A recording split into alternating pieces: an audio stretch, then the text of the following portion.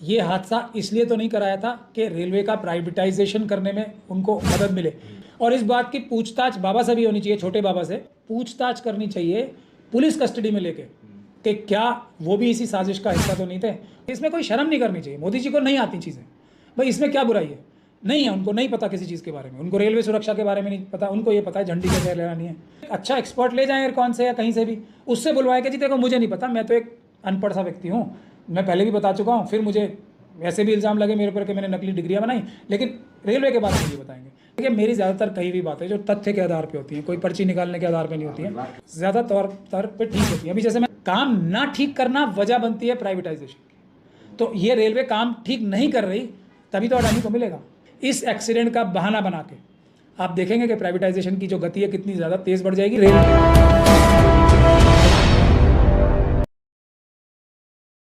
आपको बता दूं कि सबसे बड़े बाबा जो रिसेंट टाइम के हैं वो आप पीछे देख सकते हो, बाबा साहब डॉक्टर भीमराव अम्बेडकर। तो ये छोटे मोटे बाबाओं का नाम, भविष्यवाणी की इसमें आवश्यकता नहीं थी। मैंने इस बारे में पहले भी बोला है, दोबारा बोल रहा हूँ। इस बात की इन्वेस्टिगेशन सीबीआई को, अब तो सीबीआई को दे ही दिया ना, हालांकि गलत मकसद से दिया। इस बात की इन्वेस्टिगेशन होनी चाहिए कि क्या अडानी या किसी बड़े धन्ना सेठ ने तो ये, या उसके सपोर्टर्स ने, या उसके सरकार के सपोर्टर्स ने ये हादसा इसलिए तो नहीं कराया था कि रेलवे का प्राइवेटाइजेशन करने में उनको मदद मिले, ये दिखाने में कि रेलवे के कर्मचारी जो हैं केपेबल नहीं हैं रेलवे की सुरक्षा इंश्योर करने में, ये दिखाने में कि दुनिया में एयरकॉन जो है ना, एक रेलवे की कंपनी, बहुत बड़े बड़े कॉन्ट्रैक्ट उसे बाहर के देशों में मिल रहे हैं, उसका नाम खराब करा के चाइना की कंपनीज को ताकि रेलवे के कॉन्ट्रैक्ट मिले। इस साजिश की वजह से तो क्या ये दुर्घटना नहीं कराई गई थी, इसकी इन्वेस्टिगेशन होनी चाहिए। और इस बात की पूछताछ बाबा से भी होनी चाहिए, छोटे बाबा से। बड़े बाबा तो ये हैं, जो रिसेंट हिस्ट्री के सबसे बड़े बाबा ये हैं, उनके सामने सभी बाबा छोटे हैं, बहुत छोटे हैं। ये तो बहुत ही छोटे बाबा हैं इनके सामने। क्या कहना चाहेंगे? तो उनको पूछताछ करनी चाहिए पुलिस कस्टडी में लेके कि क्या वो भी इसी साजिश का हिस्सा तो नहीं थे। उनको आके क्या उन लोगों ने जिन्होंने शायद ये काम किया होगा, और ये इन्वेस्टिगेशन का विषय है, वो उन्हीं के गुर्गे तो नहीं थे। इस बात में इन्वेस्टिगेशन इनकी होनी चाहिए और कस्टोडियल इंटरोगेशन होनी ज़रूरी है। ये छोटू बाबा, बड़े बाबा, इनके सामने इतनी छोटू सी बाबा है, छोटू इनके सामने पर्चा निकाल लेंगे वकील साहब आपका। मैं कह रहा हूँ ना, इनके सामने इतना छोटू सा बाबा है, वो बोले नहीं हूँ मैं, फिर उसका कौन कौन सा पर्चा निकलेगा वो मैं बताऊंगा उसे। नहीं, जिस बाबा का छोटे बाबा का छोटू बाबा कह रहे हैं, छोटू सा आतंकवादी संगठन में, जो आतंकवादी संगठन के लोग हैं, अगर आप उनकी गिनती देखेंगे ना, तो ये जो जहांगीरपुरी में जो हमले हुए, जो ये किए, ये 200-400-500 लोग होते हैं आरएसएस के कार्डर्स। वो माहौल बनाते हैं, वो ऐसा एकदम भौकाल बना देते हैं।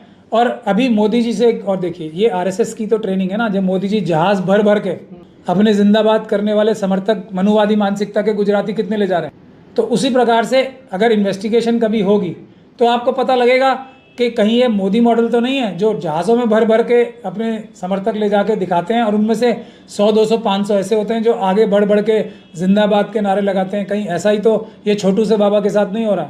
इसके बारे में भी ये इन्वेस्टिगेशन का विषय नहीं, मोदी जी अगर नहीं जाते तो भी आपको आपत्ति रहती, अब गए तो भी आपत्ति है। मुझे कहाँ आपत्ति है, उनके जाने से नहीं है।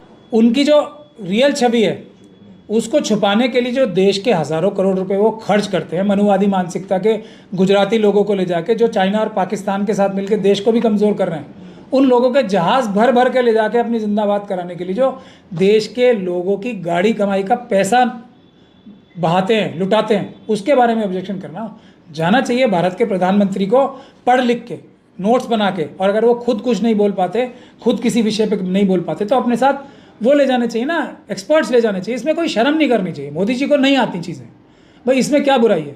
नहीं है, उनको नहीं पता किसी चीज़ के बारे में, उनको रेलवे सुरक्षा के बारे में नहीं पता, उनको ये पता है झंडी कैसे लहरानी है, ये उनको आता है। लेकिन अगर कहीं जाके रेलवे सुरक्षा के बारे में अब उन्हें बोलना पड़े, तो एक अच्छा एक्सपर्ट ले जाएं एयरकॉन से या कहीं से भी, उससे बुलवाएं कि जी देखो मुझे नहीं पता, मैं तो एक अनपढ़ सा व्यक्ति हूँ, मैं पहले भी बता चुका हूँ, फिर मुझे ऐसे भी इल्ज़ाम लगे मेरे ऊपर कि मैंने नकली डिग्रियाँ बनाई, लेकिन रेलवे के बारे में ये बताएंगे। डिफेंस के बारे में कोई बात पूछनी हो तो कोई एयरफोर्स के बारे में पूछनी हो, एक एयरफोर्स का अच्छा पायलट ले जाए साथ कि जी मैं तो अनपढ़ आदमी हूँ, मैं देखो मैं पढ़ाई लिखाई नहीं किया फॉर्मल मैंने, और ये एक व्यक्ति है, ये बड़ा अच्छा आदमी है, इस ये बताएगा, मुझे कुछ नहीं आता। वो इकोनॉमी के बारे में बताएं कि मैं तो बिल्कुल अनपढ़ हूँ, मुझे नहीं पता इकोनॉमी देश की कैसे चलती है, इसीलिए मेरे से तो खराब ही होती है। हाँ, लेकिन ये एक व्यक्ति है जिसको इकोनॉमी के बारे में पता है, इससे आप पूछ लें तो वो खुद हर चीज़ में टांग क्यों अड़ाते हैं जिसका उन्हें पता ही नहीं है। ये मेरा उनसे विरोध है। उसी तरीके से जो बाहर के लोग होते हैं, जो बाहर के नायक हैं, वो अपने साथ एक्सपर्ट ले जाते हैं। उनको कोई एक फॉल्स ईगो नहीं होती कि मैं हर टॉपिक का बादशाह हूँ, मुझे हर टॉपिक के बारे में बताना खुद ही है। वो अपने एक्सपर्ट से बात कराते हैं। तो ये औरों से उन्हें सीख लेनी चाहिए कम से कम। तो इसीलिए तो मैं कह रहा हूँ, इसीलिए तो शक अडानी पे और जाता है। देखिए, मेरी ज़्यादातर कही हुई बातें जो तथ्य के आधार पे होती हैं, कोई पर्ची निकालने के आधार पे नहीं होती हैं, वो ज़्यादा तौर पे ठीक होती है। अभी जैसे मैंने पहलवानों के बारे में प्रेडिक्शन की थी कि इन बच्चियों को न्याय नहीं मिलने वाला जिस तरीके से रास्ते पे चल रहे हैं। आपने देख लिया 2 स्टेटमेंट्स होने के बाद, पुलिस में और 164 के बारे में बाद, उस लड़की को प्रथम दृष्टया ये नज़र आता है, उस बच्ची को ज़बरदस्ती फोर्स करके उसका बयान वापस कराया गया, वरना 164 एक बार हो चुका है। अब कौन सी एक सी नई बात पुलिस को पता लग गई जो उसका दोबारा 164 कराया है। तो मैंने आपको पहले दिन से बोला था कि इन पहलवानों को, महिला पहलवानों को न्याय नहीं मिलने वाला। दिल्ली पुलिस के पास इन्वेस्टिगेशन और वो भ्रष्ट अधिकारियों के पास, मैं आ रहा हूँ उसी पे, उसी का एग्जाम्पल में ये मैंने अडानी के बारे में पहले दिन से बोला था कि इन्वेस्टिगेशन हो। पोर्ट अडानी ने ले लिए ना सारे, पोर्टों में कमी निकाली गई जब तो लिए, एयरपोर्ट्स में कमी निकाली गई ना जब तो अडानी को मिले, वरना एयरपोर्ट अथॉरिटी क्या काम नहीं कर रही थी ठीक। तो अडानी को मिले क्यों? क्योंकि एयरपोर्ट अथॉरिटी ने काम नहीं ठीक किया। तो काम ना ठीक करना वजह बनती है प्राइवेटाइजेशन की। तो ये रेलवे काम ठीक नहीं कर रही, तभी तो अडानी को मिलेगा। अब आप देखिएगा प्राइवेटाइजेशन हो जाएगी। तो इसीलिए हाथ कंगन को आरसी क्या, पढ़े लिखे को फारसी क्या, कुछ आने वाले समय में आपको नज़र आ जाएगा। इस एक्सीडेंट का बहाना बना के आप देखेंगे कि प्राइवेटाइजेशन की जो गति है कितनी ज़्यादा तेज़ बढ़ जाएगी रेलवे की। तो और दूसरी बात यह है कि आप लोगों को ये समझना चाहिए कि अडानी की कौन सी एक्सपर्टीज़ है। जैसे वो मोदी वाली एक्सपर्टीज़ है ना, उसकी हर फील्ड में एक्सपर्टीज़ है। वो पोर्ट भी बनाएंगे, वो ये एयरपोर्ट भी एक्सपर्ट हैं, वो माइनिंग के भी, पावर के भी। अडानी साहब मोदी जी हो गए, ये तो हर चीज़ के बारे में पता है उन्हें, हर चीज़ के एक्सपर्ट हो गए वो। ऐसा कौन सा उनमें मोदी जी के जो कीटाणु हैं इंटेलिजेंस के घुस गए उनके दिमाग में, और दोनों के एक साथ घुस रहे हैं। अमित शाह जी बड़ा रश्क महसूस कर रहे होंगे आजकल उनसे, अडानी जी से, कि उनके नंबर ज़्यादा बढ़ रहे हैं मोदी जी की नज़र में। कुछ फ़ोन करके, श्रीलंका में क्या हुआ, फ़ोन की चर्चा आपको पता है ना। अडानी जी को ऑस्ट्रेलिया में क्या उनको किस तरीके से कोल माइनिंग की मदद की गई, क्या फ़ोन करा या नहीं करा, ये दुनिया पता नहीं, जब इन्वेस्टिगेशन होगा पता लगेगा। इजराइल में एक पोर्ट, जब उनका ग्राफ नीचे जा रहा था हिंडनबर्ग रिपोर्ट के बाद, इजराइल के एक पोर्ट की प्राइम मिनिस्टर से इनॉग्रेशन करवा दिया अडानी जी के साथ खड़े होकर। क्या ये काम बगैर फ़ोन के होते हैं? मैं कह रहा हूँ ना, वो एशिया के पहले अमीर बनेंगे और भारत को एशिया का सबसे गरीब देश बनाएंगे।